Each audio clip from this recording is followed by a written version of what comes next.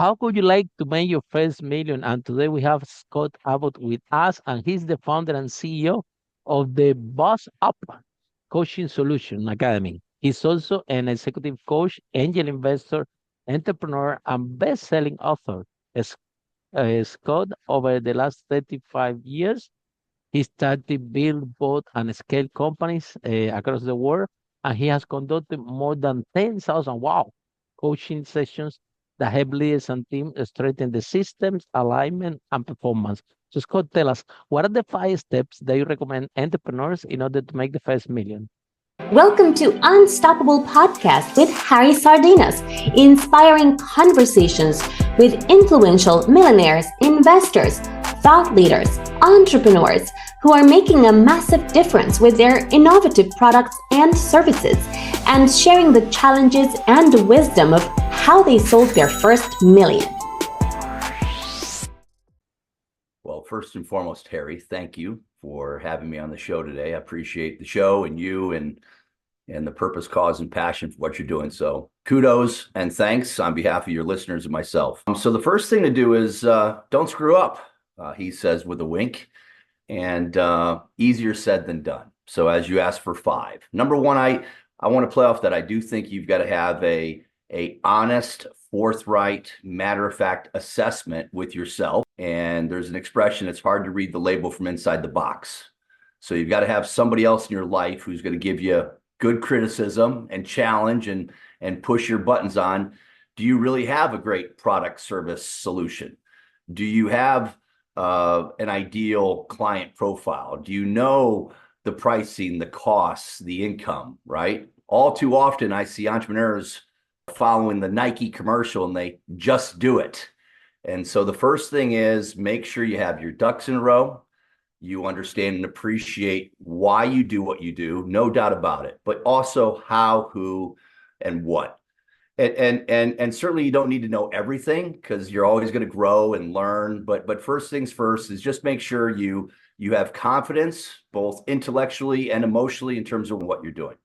Second, and a big reason why I started the Boss Up Coaching Solution Academy, because my first 2 companies failed because I did not appreciate the importance of good systems. Good systems bring structure and clarity, and they bring what we call the essential concepts, tools, and disciplines to complement your human energy and your desires. It's like, you got to have guardrails and you got to have the right form and formulation. So number 2 is you got to embrace a framework-based, I call it a business operating system, a BOS, that can ensure you do what we call the 9 core competencies. Connect your vision to your product, to your processes, to how you measure and report, manage and collaborate, make sure you're aligned. So we put under that what we call a business operating system that is a system to help you operate your business. Number 3, this is credit to Jim Collins, who's written great books like Built to Last, Good to Great. Right people, right seat. And this is counterintuitive to a lot of people, especially entrepreneurs that hire buddies and friends. Structure first, people second. It might feel nice to hire people you like and put them on payroll, but if you can't afford them long term and they're not producing the results they need to do, you're actually hurting everybody. You with me? So number 3 is not just people, but the right people in the right seats who know what they're doing, have the right accountabilities, responsibilities, understand the numbers, right? And can do what needs to be done, right? Because they have what they need to have. Number 4 is, and I just got to say it, and this is where most people have it, especially entrepreneurs, energy. I call it PAM, the right perspective, attitude, aptitude, and mindfulness. This is a hard gig, man. Being an entrepreneur, startup's not easy. So in addition to good systems, knowing what your product and your market is, having the right people, you've got to be ready and prepared with the right energy. I propose that you should neither be a cynic nor an optimist, be a positive pragmatist. So find that groove between the get up and go and the intelligence to be quick, but don't hurry. Mind yourself. Stay healthy, right? You can't be here for other people if you don't take care of yourself. A lot of people think that's selfish. It's not. It's selfless. And then number 5 is just embrace the fact that it shouldn't be about you. You should be building a legacy. In Boss Up Moments, my latest book, I talk about all business owners and leaders should think of themselves as an architect, How do you plan, design? A builder, how do you make? And a custodian. Leave it better than you found it. Clean up. Build a legacy. Sure, we all want to have unicorns and make a bunch of cash, but that's like playing the lottery. It's not going to happen for both of us. So number 5 is just know that it's bigger than you and even your team and your company. You want to leave a lasting legacy that certainly could be sold or bought or cash flow, but just make sure you know that there's a bigger purpose, cause, passion that hopefully makes a good mark on not just yourself and your team, but the universe. So those are my 5 that typically take me about 5 hours to say, and I think I did it to you in a few minutes. You did amazing. So, ego, the biggest enemy of entrepreneurs, right? And let's start from that because we all have ego, okay? Otherwise, we won't be entrepreneurs in the first place. We think that we can do better.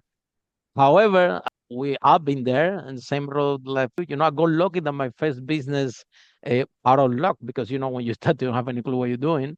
The property we managed to save 5 million, but then guess what happened? I started to open another businesses, and then I have one restaurant, and it was a total disaster. I lost over 200,000 pounds and 2 years of my career. I won't say I was lost because it was the best business master that I ever have. That ego play a big part of it because when you start your company, the first company, the second company, especially if out of luck like my one, things go well, you start to think that you're a big deal, that everybody had to do what you said, that you're the big boss here, and you're making everything about yourself, and it gets so tiring and exhausted. Don't get me wrong. I was making money in my first business, but I was tired. I was wearing all the hats, and everything needs to go through me. And I'm waking up tired every day, and I'm angry, and things. Despite that the money was coming, and you can see this friction. And eventually, then when I opened the other business, the restaurant, it was a big collapse, and I remember it was a slap on my face telling me, "Hold on a minute, we have to rethink this again because there is something that is not going well, and probably it's not the business itself. Maybe something wrong with me." So guess what happened when I decided to surrender that ego and to embrace leadership in my company? One day, when they arrived to my office, the property, and my team told me, "Harry, we don't need you here anymore. Go holiday. In fact, don't come here because we're doing some work here, and you come here, have nothing to do to talk to us. Don't worry about it. We can grow this company without you. Go home. We will go once a month to report." Yeah, basically, without knowing, I think by accident, out of survival, I become a leader because I'm thinking, wow, at the moment when we have 177 clients, all the clients want to speak with me and all the employees want to speak with me. And I'm thinking, these people are going to kill me when I sleep. So out of survival, I put a sign in my office that said, okay, when you come to me, bring 2, 3 solutions and you pick your favorite. Harry doesn't need to pick it. Pick your favorite. If it works, if it doesn't, it doesn't. I'm thinking I prefer to sleep because at the end of the day, it doesn't matter which one we're gonna choose. We have to try. It works, it works, it doesn't, it doesn't. But with that by accident and out of survival, I create that culture in the company that after 3 months, 4 months, the team was coming to me and they was like, "Harry, look, we had this problem. These are the 3 solutions. I'm gonna pick this one. I'm gonna roll with it. I'm just informing you." I said, "Fine." And but it was out of survival. I didn't know. How can we know? We just don't know.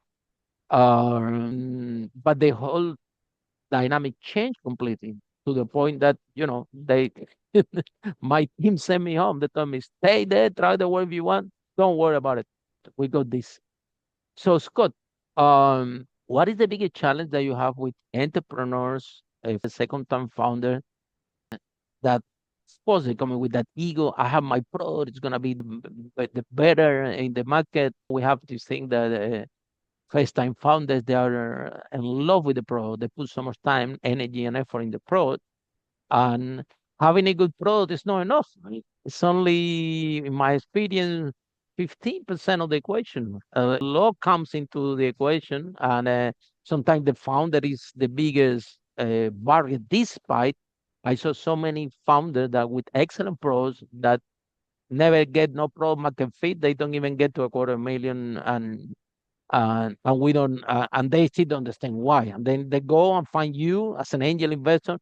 Okay, Scott, give me funding, give me some money. We're gonna sell this product. And you're looking at the entrepreneur and say, well, you're not ready yet, my friend. So when in your life you realize that ego that we have as entrepreneur that we needed to start this journey, that give us the courage to do it, somehow is our main enemy if we don't know how to handle it effectively. So ego, and I would say it cuts both ways. Too much of it or too little of it.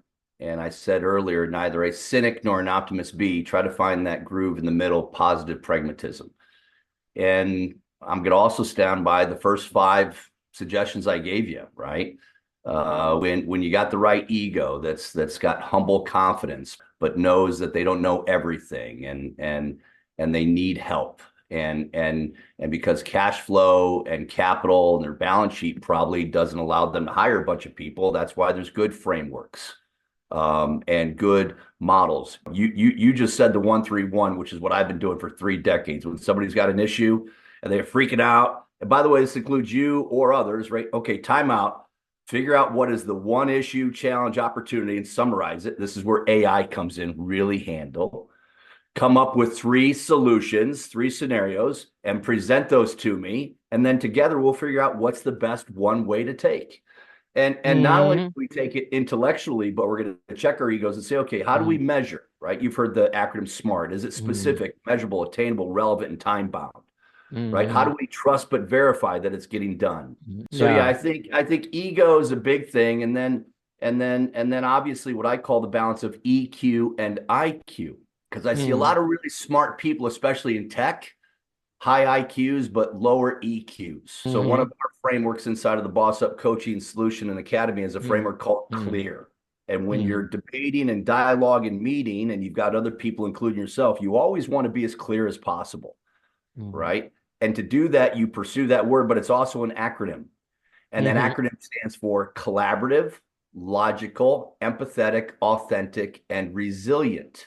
And if you play by those ground rules with yourself and others, chances are your confidence on your decisions, your courteous way of, let's just use the word, enforcing standards and principles and values is set, right? So we know what the definition of done is and how it works, right?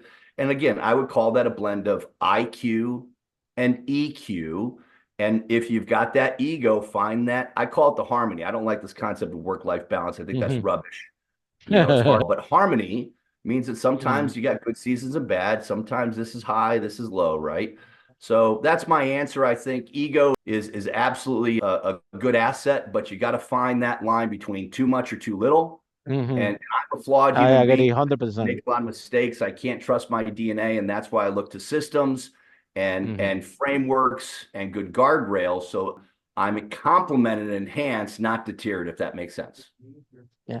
Become a millionaire in tech is easy. Out of the 500 millionaires that we interview in this podcast, 1 out of 5 are tech millionaires. They have exits successfully in the companies. But people listening this podcast might have a score like the Renaissance show, like, okay, it doesn't matter what we say here. People are listening and say, wow, if 1 out of 5 millionaires entrepreneurs that come to Harry's podcast, they do tech and their exit successfully, that means that become a millionaire in tech is easy, and it's easy to get product market fit. Can you tell us, Scott, the good, the bad, and the ugly of being a tech entrepreneur? Because of course, people come to a podcast and we only hear the positive stories. No. But we know was, how hard it is to get product market fit. How hard? No, a lot of work it takes to get product market fit, especially in tech. So tell us the good, the bad, as an investor, the good, the bad, and the ugly of tech businesses, so we can give a reality check to our listeners. So I started my first internet company back in 1995. I raised That's in venture amazing. capital, hired a bunch of Wow, people. Scott, that's very impressive. Yeah, So well, it's not this is so much right. because, So the well, question is piece of cake for you then. But no, well, but it failed. It did not go according to plan. I did not become a unicorn. We did not IPO.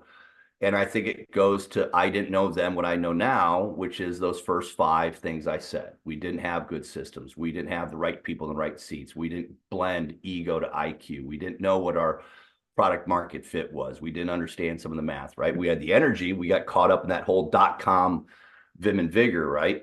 So I would say by the way, I've worked with a lot Clearly, it of, was some traction. Clearly, the product have some traction because you managed well, to raise that we amount had of money. traction. So, We had but good traction yeah. on losing a lot of money every month, which was back in the day, right? I was making a lot of money. Then I, believe it or not, went about 6 months losing about $500,000 a month because we raised that money. But I just want to Mm, be clear. I think this applies to not just tech. And because of AI today, I'd be very careful on back to ego to IQ, right? Because of AI, that classic model of Scrum, Agile, build, MVP, what have you. AI is throwing that whole thing for a loop. And mhm. so I'd argue, irrespective of tech or whether you're a plumber or construction or in retail, right? What gets you into trouble is, again, not doing what we said earlier, the five principles we've already I talked agree about. 100%. But Yeah. in tech in particular, to your point, you got to be even more careful today because the capital is out there, but it's very suspect today. The term dry powder, there's more dry powder in the universe than ever. There's this whole wealth tsunami. And yet at the same time, because of AI, both good and bad, there's a lot of hesitancy to overinvest. So the first thing is to tech and to regular companies, be focused on the common good old fashioned goals of cash flow, making money, paying the bills. Because I'm telling you, the venture capital's coming in, they're saying, hey, there might be a couple of investments that are theoretical, pie in the sky, but they do want to see some degree of traction. They want to 100%. see the pipeline. They want to see utilization, right? Mm, So again, get these little unicorn visions out of your dreams. mm, Be a yeah. realist and run a good business that understands proper Yeah. economics, structure, systems, right? So that's Yeah. my advice, especially in tech. Tech Yeah. more than ever today. Be very careful. Yeah. Bill, a camel, no a unicorn. Podcast guest here in previous broadcasts say this. Harry, I want all tech entrepreneurs to they can listen to this. Yeah, that everybody's focusing build the unicorn. Okay, I will advise them than that. Build a Stop. camel to build something that is can resist a lot of sun and hard times on the desert and still can be alive, meaning some traction. Because sometimes we coaching these tech entrepreneurs, go and the first thing they tell you that I hear this so many times when talking with the tech founder, they said, "No, Harry, you don't understand. Tech is different." And every time that I tell you, I said, "Look, the more I see tech." Lately, the more is similar to a traditional business. You guys, there is a formula, Scott, that maybe at the highly failing rate as an investor, and as an investor, as a former tech founder, mm, there are some elements in the recipe that got turning the wrong way, and we don't know what. Usually the techs out there, I don't know, because of the news they see in the press or whatever, they say, okay, I'm gonna do a tech business, this is what I'm gonna do. Number one, they don't create the MVP. They forget about that M. They create this big elephant and they put a lot of money, resources, but they like to write code, they write the technology, they remortgage the house, they have all the money, friends and family, and they build this big elephant. And then if a Scott comes as an advisor, was a coach, I say, guys, it's important that right then you keep focus on this. You put that product in front of people to see what they think about it, if they're willing to pay, how much they're willing to pay, and everything. They're gonna tell, no, Scott, you crazy. You understand? Tech is different. We're gonna buy VC. It's gonna give a lot of money. We're gonna sell it, and this is how everybody's become a millionaire. And so, Scott, when we got that wrong, why do you think that, which is a clear path, it just create an MVP, something with AI can literally cost you nothing, and then take it out there to see if this is a product that people want to buy and which form they're going to buy. We have that resistance from tech founders, and then happen what it happens. That at the end of the day, the market doesn't want don't want to buy the product at the price is not yet product market fit. So tell us your formula about product market fit from investor point of view, because we had to close this. I'm so glad that you came to this podcast. There is a big gap between the tech founders and the VCs. The tech founder come to me, Harry, they're never happy. When I have the product, they want traction. When I have the traction, they want sales. When I have this, so they're never happy. And then on the other hand, I have the VC telling me, Harry, tell them to come in the next idea. They are not an entrepreneur yet. They are not ready yet. They not prioritizing what need to prioritize. So the gap is big, and it's sad because there is a lot of money out there for the right project with the right entrepreneur. But on the other hand, I don't know uh, from where the entrepreneurs, and it's almost the hiding rate and failing that we have in business and in tech. If you check, everybody is following the formula in the correct method. So what happened with the formula? Why that formula gets missing translation? Well, look at it two perspectives. I do venture capital. I've invested in a dozen companies now. I got to be candid. I stopped investing because a lot of what you're implying in this conversation, my frustration with investing, and then the founders not living up to what I thought was the deal, and that was that they're going to build a company. One of the core objectives for SaaS companies is what's called the rule of 40, right? We want to generate 40% EBITDA. And certainly you're not going to do that overnight. There's a journey. You need to explain the process, the path, the production of the technology, the marketing, the sales, the operations. And this is where I think most of these people get caught up in the result. And you don't result into results, Harry. You process, you plan, you execute through what we call the essential concepts, tools, and disciplines. So I tell you, even in the last 6 months, the world's changed. In fact, for all my friendly venture capital people out there, their sector is going through almost a major shakeup, right? Because their quote unquote formulas and rules are being challenged in many ways. In fact, I'd say it's really private equity, family offices, and venture capital, which means if you look at those three different sectors, family offices and private equity, they like cash flow. They like what we call going concerns versus concerns going, because these companies have proven, you ready? I just said it, that they're companies. They're not just startups. They're not just product, that in itself. So to the entrepreneurs, 100%. here's what I'd say. After about 5 minutes of listening to you, I'm done. Good luck. Have a nice life. I'm just being honest for everybody out there right now. You go to a VC and say, "Hey, I've got this unicorn," or I'm going to tell you about, the letter M, and I don't know how to do A, B, and C. You're toast. And to those VCs that are With out no there, sales, with no sales, it's just not the world anymore. Those days are done. And so, exactly. I maybe agree if with you somebody, 100%. maybe if so, I'm trying to be your Uncle Scott here, everybody. I want to encourage you to build, No, but run, and grow, we want them but to succeed. So and that's one of how the the one of world the is today. Why big we won't concepts of the be? world, one of the big concepts of the world today is entrepreneurship by acquisition. And this is where I go back and say, hey, implement tech into a construction company.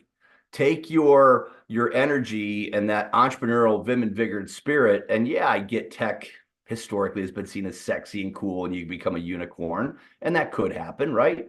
Even blind squirrels find acorns, and some people win the lottery.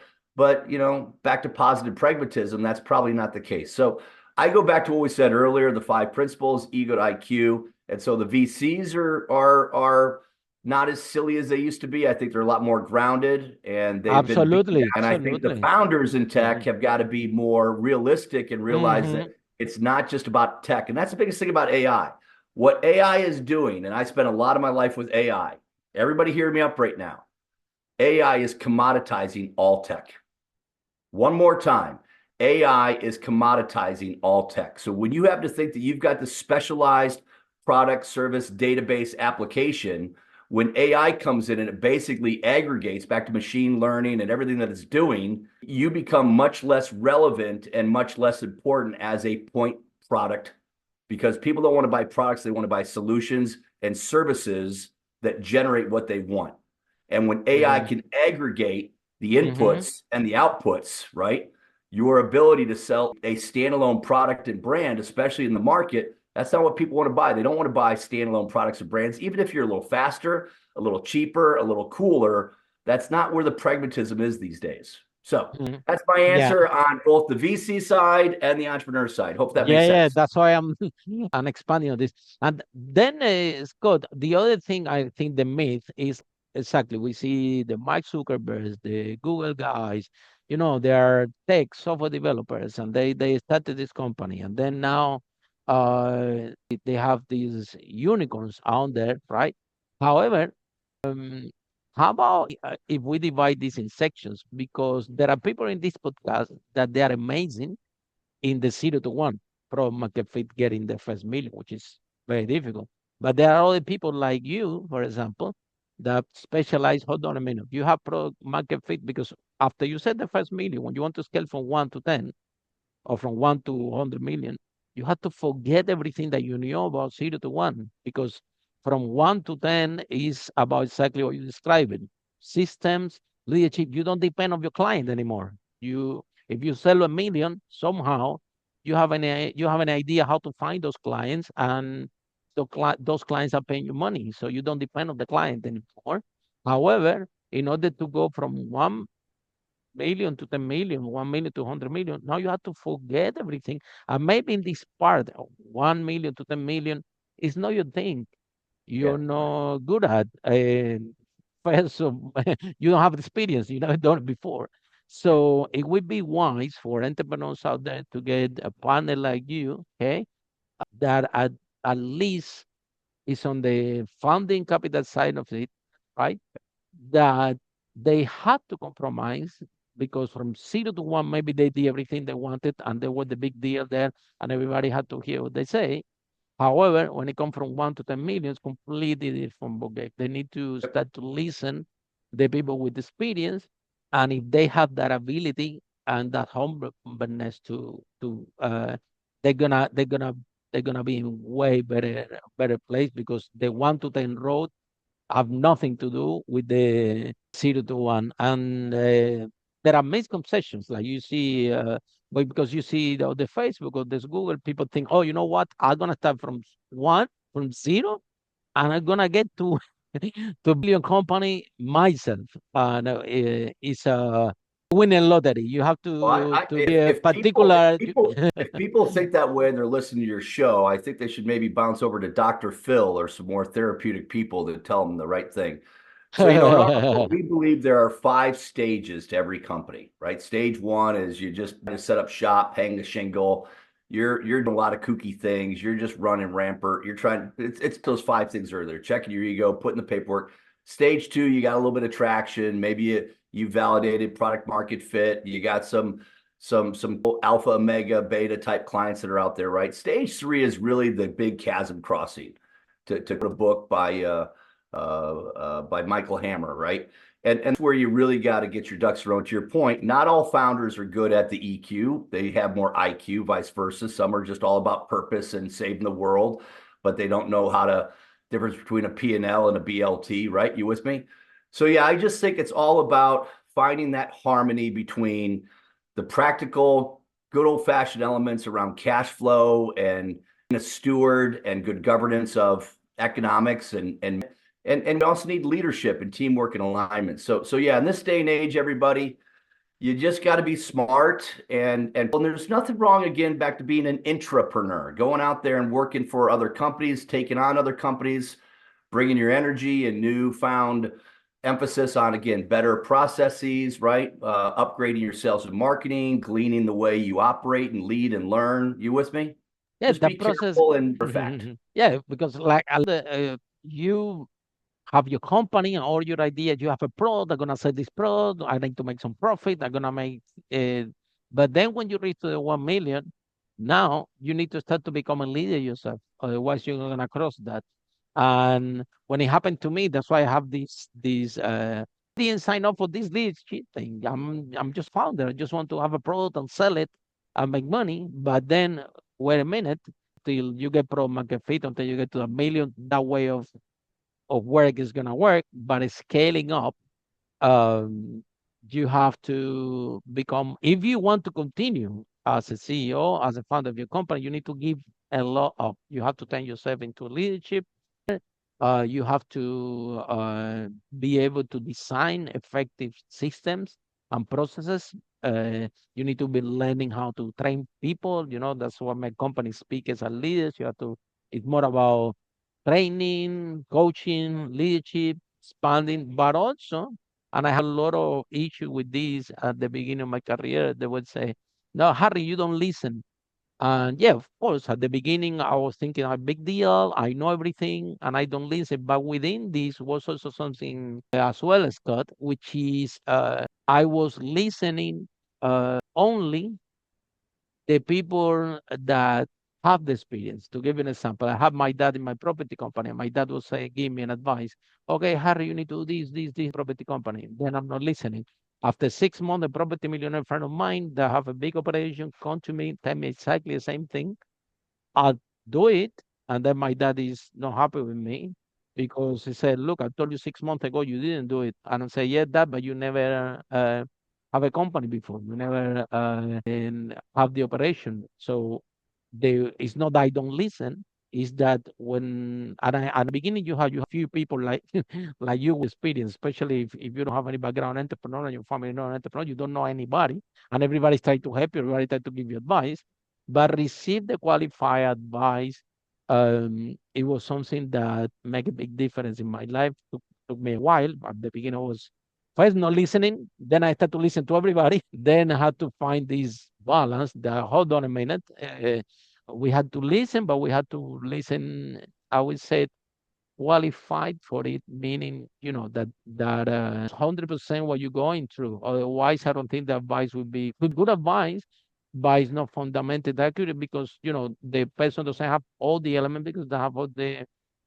So you tell us, Scott, shall we listen to everybody, or for our founders, or or what's your take on this? Well, I think Or not listen to anybody, or how? no, no, Who no, choose to we need to listen to? Because yeah. Well, yeah, we know we have to listen to someone, right? absolutely, right? There's an expression, you can't read the label from inside the box. And so ideally, and I hate to say it because it sounds like I'm promoting it, but boss up, this is how you build, run, scale a great company. This is the strategy, the Oh wow, mechanics, and that's then this is the amazing. people. So this is like the car, right? Hmm. And these are the humans. And so I've Yeah. screwed up a lot. I failed. So I came up Scott, with my can you mention the title of the books because some yeah, people Boss might be Up. So, listening so, so, so listening if you the go to Amazon, car. both books are Boss Up. Boss is the strategy tactics, how to 10x and build and run a great company. And then Boss Up Moments is all around back to EQ, how people communicate and collaborate, how they overcome their self-deceptions, how they set good boundaries, right? Because I think that's the biggest problem in the world today, especially with AI.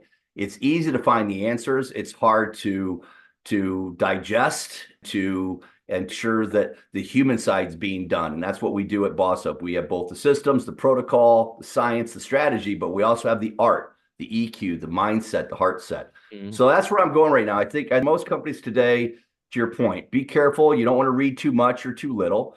You don't want to be overwhelmed or underwhelmed, right? Be mindful of who's around you, who's whispering in your ear, who you're trusting and believing. Always embrace the concept of less is more and Mhm. addition by subtraction. So it's not always about doing more. It's about, Mhm. very often doing Mhm. less. Mhm. And it's not easy. And that's where I go back Yeah. to the destination is the journey. Hopefully they're enjoying Mhm. it. And they just got to start with those 5 principles you and I started the show with. Mhm. I think those are Yeah. important. Yeah. Obviously, I'm a little bit Yeah. mindful that it came out of my face. But yeah, it's today, right? There's a lot of Yeah. socioeconomic dynamics. Mhm. Globally, we know what's going on our planet, right? Yeah. Mhm. It's time, I think, even though some people are worried and sensitive, but here we are, and I think we need to make the best of it. And to your listeners, I Mhm. just say again, positive pragmatism, find that right balance between I'm an entrepreneur because I want to be, but I also need to be a good business person, a good family person. I need to take care of what I need to take care of, and just find 100%. that harmony between art and science, right? Humans and technology.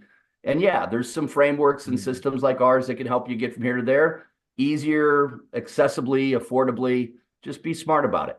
Exactly. And if you're an entrepreneur that you're already making you million, you want to go to 1 to 10, well, you have two choices. You go to internet, okay, and you find this guy with the Lamborghini and the Ferrari that's gonna say is gonna be your mentor and is gonna scale Yeah, your as you can see, business I'm not in and my every Jeep. I'm mate. not talking to you from my Lamborghini. I Or don't believe in that. or you see Scott here, he's not in a castle, he's not in the whatever. However, you can tell by the conversation that we're taking that he knows what he's talking about, and he had been in both sides, and if your values align with his values, that he shared just now, honesty, family, whatever. Try to find a mentor that align with your values, okay? Because at the end of the day, you see sometimes people, entrepreneurs hide the mentor just using the wrong principles, and then I don't know, they pay a lot of money, they receive a little value, then find out that that mentor don't align with the values that the person have, and then they say, okay, Harry, I don't believe in coaching anymore. I'm gonna do it myself. I have bad experience. So it's like employees and like everything. We have to even learn how to hire and how to find our mentors. Okay. And in what side of the you are. The other day, a lawyer came here to this podcast, and he was he shared the story finding a mentor, and he said, Harry, look, I think he was in 2.5 million. Okay. And he said, well, Harry, I was looking for a coach to expand my business, but the first one that I find, they were very good in the 0 to 1 million. And then I find another guy that it was very good 5 million onwards. And guess what happened, Harry? I find one guy that his thing was from 2 million to 5, and he specialized in that bracket. That was exactly what I needed, and I get a guy, and that was the solution for me. So, hiding the mentor, hiding the coach, okay, a lot of elements is again trial and error. Same with the employees. Eventually, you will learn how to hire the best mentor, Well, the best but coach for your business. But it's important that we share. For example, yeah. Scott, what people should be doing in order to hire the right mentor. Well, two things, right? It shouldn't be back to, if I may. So I've got 40 moments in here, and one of them that I think is very pertinent to this conversation is coachable, right? And what's it take to be coachable? Check your ego, be able to listen, put in frameworks, especially in family-owned 100%. businesses, moms and dads and sons and daughters, right? You got to have good boundaries, but one of the things I see a lot, because I get asked this as a pretty, I've been doing a lot of executive business performance coaching for a long time, and I have my own coaches. Are they likable? The reality is, I don't necessarily need likable. I need intelligence. I need somebody who's going to challenge me. I need somebody who's going to tell me the truth, even though I don't want to hear it, to your Mhm. point, right? And so, I don't know about the fact that there's coaches that take you from X, Y, and Z. I would politely say I don't think that's the main criteria for me, because I think the right coach is based on good structure, and a lot of things that are irrespective of 1 million, 5 million, 10 million. I think that's more around sales and marketing. I think that's Mhm. more around product. That's not necessarily the on the business stuff or the on me. You The follow me? 300, That's yeah, the yeah, big concept 100%. that people got to get their heads around, the in versus the on. And good coaches can help you with the on, irrespective, because they're credentialed, their objectives, they're not burdened with your day-to-day responsibilities, right? So just what I would just say is check your ego and coachable. And then last thing I'm going to say, and I mean this lovingly, you've mentioned this 3 or 4 times today, and I don't think you've got a lot of people that listen to your show, but those that have a almost arrogant, I don't even want to say cocky, but let's just be honest and say they don't know what they're talking about, blah blah blah. And you're asking me how to them? No, we don't. They're on their Mhm. own. If that's your place, and willing to check your ego and embrace smarter, more credentialed people than you, and you're just saying, I'm doing it anyhow. Well, Godspeed, good luck. But life's short, man. The world's got a lot Yeah, of really good and people. So trial and so if error you're is so caught expensive. up on yourself and you're gonna do it your way, all right, rock and roll. It's just not gonna be part of my world. Yeah, we always share. We want to help as much people as we can with this podcast, and they say, "Don't give up, don't give up." Yeah, but how many of you see a fly go through a glass window? Okay, My don't give my up is one part of the Harry, question. my one of my dad's favorite expressions, everybody, this is Larry Abbott, my hero. You can lead a horse to water, but you can't make it drink. Exactly. You don't change your And, and, approach. and, and I'm not here to shove people's heads in that water and make them drink. Mm, So, there's a exactly. line. They Now, have do to we be believe in ready. redemption? Do we believe in grace? Do we want to help people out? 100%. But there comes a time where you sometimes have to say, hey, it's time to move on. They are not ready, and this is what happened when the gap between the founders and the VCs or the private equity or the family office just are not ready for to close that gap. So I'm listening here. Last question, Scott, and it's relating making the money and keeping the money. Completely different ball game, right? Because in order to make money, okay, you become an entrepreneur and you sell your product. There you go, you make the money. And now, keeping the money is completely different skill. You have to be a good investor. We have nothing to do with good entrepreneur. I always said a good investor, yeah, is always a good entrepreneur, but a good entrepreneur not necessarily has to be a good investor. So when in your life you realize that, hold on a minute, there is another second part of this equation that I even that I didn't consider. One thing, because people we interview people in this podcast, the entrepreneur may exit for so many millions, and now because they don't know anything about investment or about investors, they take all this money, give to a company that supposed to capital. And then they tell me, Harry, after 2 years, I'm coming back and a lot of zero were missing. And then I had to learn a lot about investment if I want to keep what was left. So when do you realize that, okay, getting product market fit, getting your company, making the money is not 100% side of the story? There is another side that not too many people talk about, which is keeping the money. And you have to develop, I always say the entrepreneur is a skill based. The more you practice, the better you become. In the investing side, the same thing. You have to develop the skill. The more you practice, the better you become. Yeah, like you say, you invest in around 12 company. Well, you have practice to be investor also. I can assess that, when you make an investment, you have more practice, yeah, and more. So tell us, when do you realize that I not only have to be a good entrepreneur, I also have to become a good investor. Otherwise, I will never able to keep the money. Ideally, I know I started by saying don't screw up, ideally sooner than later. So there's a great book by Mike Malkowitz called Profit First, and I would encourage every entrepreneur, whether you're starting or there, right? And the concept is, again, a lot of people think this is selfish. I think it's selfless. I see and coach a lot of leaders who will say, I can't take care of my physical, emotional, relational, spiritual well-being because I'm so busy taking care of other people.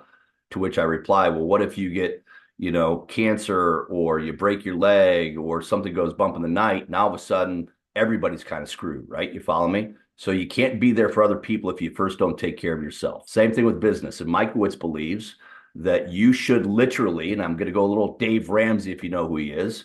So once you start to generate cash flow to your P&L, your budget, you should always take 10% and put it in your savings account for it. I've worked a lot with wealth management companies as their coach, implementing Boss Up, a dozen or so.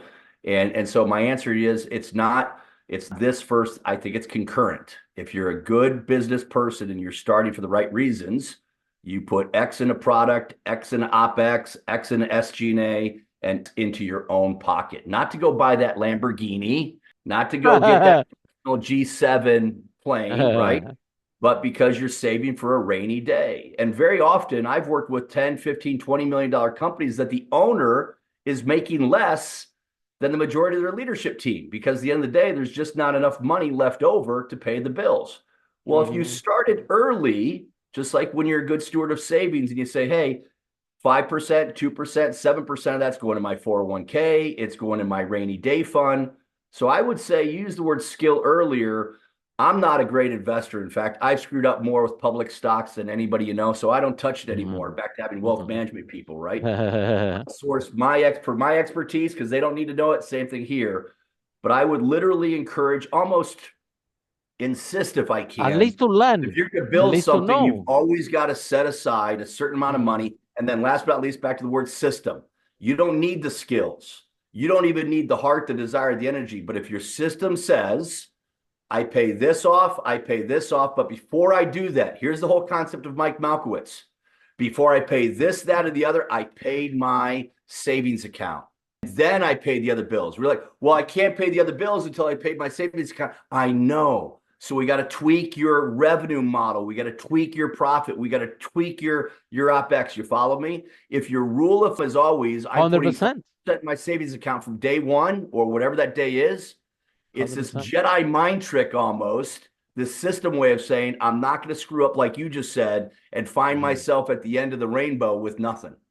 Yeah, That's my exactly. advice. Because COVID can happen. I've been there. By the way, Anything can I've been happen. there. I've been on the verge of Yeah. bankruptcy. I've been on the verge of losing it all Yeah. because I didn't know what I just shared. We So all- from your Uncle Scott, there's some been there, done that, got the scars behind me. Yeah, So welcome to my life. We Yeah. we all been there. So Yeah. and one for the young entrepreneurs, like you see, if they are can listen, okay, that would be fantastic because it can make the life a lot of easier. Scott, if someone is in love with our conversation, how people can find you, how this process works, where people can find your books. Can you tell us a little bit more about all this, about your program? Yeah. Well, again, thanks, Harry, for having me on. Love the conversation and appreciate everything you're doing. So if people want to just kind of connect with Scott Abbott, I'm pretty active on the interwebs in the cloud, Instagram, LinkedIn, X, my own personal website, and that's Scott Abbott ABC. ABC stands for Architect, Builder, Custodian. It's kind of a mantra of mine, of business and companies and leadership and life. And then the book is on Amazon. All books, I've got 4, but the last book's Boss Up Moments on Amazon. Go out there. And last but not least, if you've got anybody out there that wants to actually look to leverage both the Boss Up Coaching Solution Academy, or there's some independent consultants or coaches out there that would like to represent and implement and benefit, making more income and impact Boss Up, simply go to boss-up.coach, and that's where all that information is. Thank you so much, Scott, for the broadcast. I really appreciate it. That was amazing. Mucho gusto, masterclass. Harry. Gracias. Yeah. Masterclass for tech entrepreneurs out there. Yeah, you should listen twice. The voice of wisdom. And for all of you following the podcast, now our next episode of Unstoppable, how brave entrepreneurs like Scott break that wall and achieve the first million. Bye for now. Follow us for more interviews with world's most influential, audacious entrepreneurs that overcame challenges and adversity, providing you with the blueprint of how they sold their first million so you can grow your business exponentially.